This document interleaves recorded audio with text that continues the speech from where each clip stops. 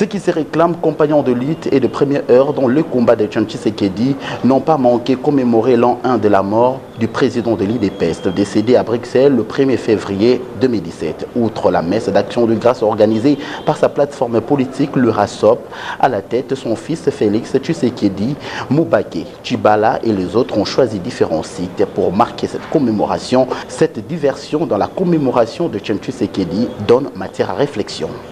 Le président Etienne Tshisekedi nous a quittés et donc aujourd'hui c'est une année et malheureusement nous déplorons le comportement du gouvernement qui ne veut pas faire rapatrier le corps du président ici à Kinshasa. Et donc nous sommes vraiment très déçus par rapport à ça. Et une année, je pense que vous avez suivi l'homélie du Monseigneur qui demande à ce que le gouvernement puisse agir et faire en sorte que le corps puisse revenir ici au pays. Et qu'on lui fasse des obsèques dignes de son rang. Aujourd'hui.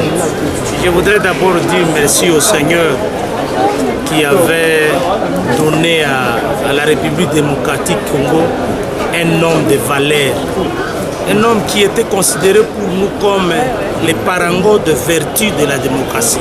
Une conscience africaine de la démocratie qui est partie, Dieu l'a répété, telle est sa volonté, nous prenons acte. Mais seulement, ayant reçu de lui les enseignements des valeurs pour continuer les combats dans les soucis de voir ce pays finalement revêtir la robe d'un véritable état de droit.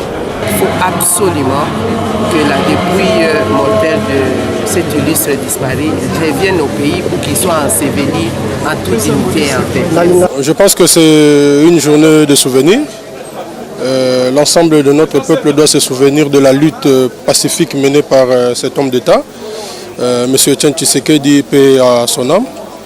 Je pense que toute sa vie, il a lutté pour l'instauration de la démocratie, la consolidation et surtout l'instauration de l'état de droit. Une année aujourd'hui depuis qu'il est décédé, je pense que le peuple congolais ne peut que se souvenir de ses valeurs. Parce qu'à travers sa lutte pacifique pour l'instauration de la démocratie, aujourd'hui qu'il s'agisse de la majorité d'aujourd'hui ou de l'opposition de demain, plus personne n'acceptera la dictature